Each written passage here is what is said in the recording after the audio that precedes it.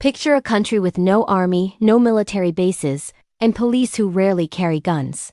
Sounds like a risky place to live, right? Well, what if I told you this same country is consistently ranked as one of the safest in the entire world? This isn't a fantasy. This is Iceland. But how does a nation thrive without a military? And could this radical approach to security work anywhere else? Let's dive in and uncover the secrets of this unique island nation. Iceland is a remote volcanic island tucked away in the North Atlantic, halfway between Europe and North America. It's a land of fire and ice, with dramatic landscapes shaped by glaciers and active volcanoes. With a population of just over 370,000 people, it's one of the least populated countries on the planet.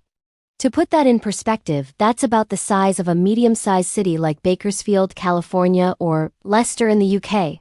This small population, combined with its harsh weather and long, dark winters, has forged a society that is resilient, independent, and incredibly close-knit. So, where's the army? Well, Iceland has never had one. Not a single standing army in its entire history. When it gained full independence from Denmark in 1944, right in the middle of World War II, the newly formed republic made a bold choice. Instead of pouring money into tanks, jets, and soldiers, Iceland decided to invest in something else entirely: diplomacy, international cooperation, and social stability. It was a gamble, but one that has paid off spectacularly. Now you might be thinking, no army. They must be a sitting duck, and that's a fair point. But Iceland isn't completely defenseless. Its security strategy is clever.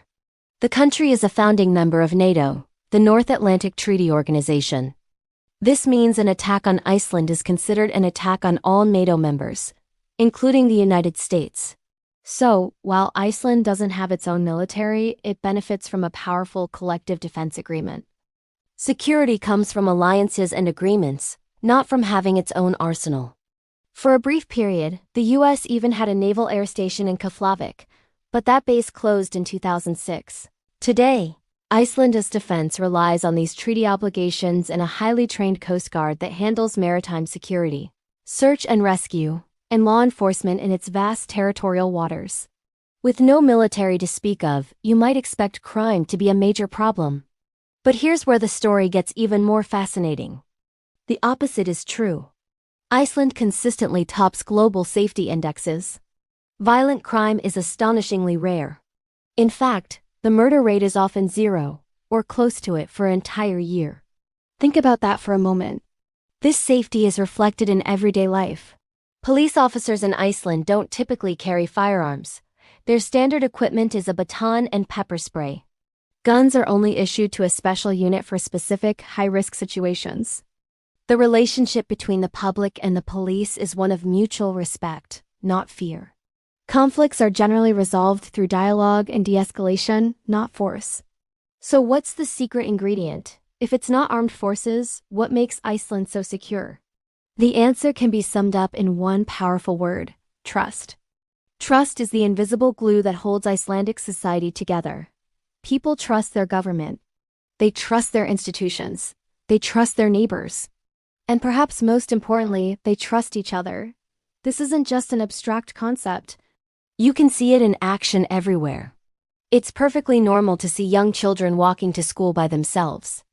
People often leave their cars unlocked, and sometimes even with the engine running, while they pop into a store.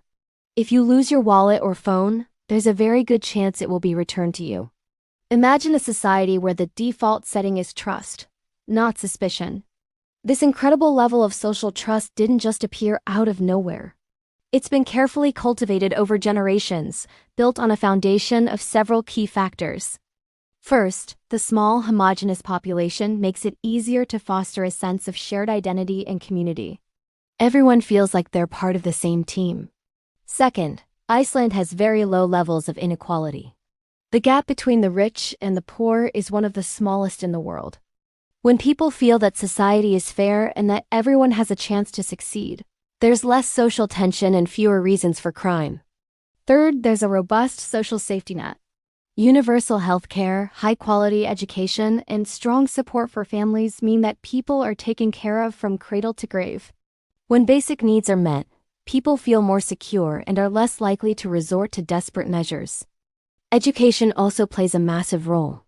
Iceland has a highly educated population that values critical thinking and civic engagement. And finally, there's a powerful unspoken social contract, a shared sense of responsibility.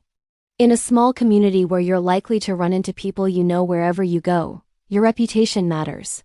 People understand that their actions have a direct impact on the well-being of the entire community.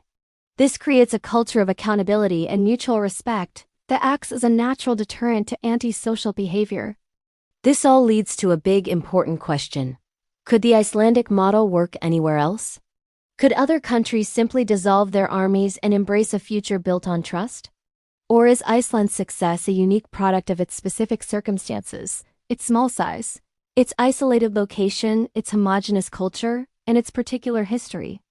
The answer, of course, is complicated. It's unlikely that a large, diverse country with complex geopolitical neighbors could simply copy and paste Iceland's model.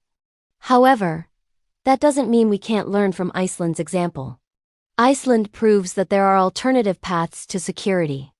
It challenges the conventional wisdom that safety must come from the barrel of a gun.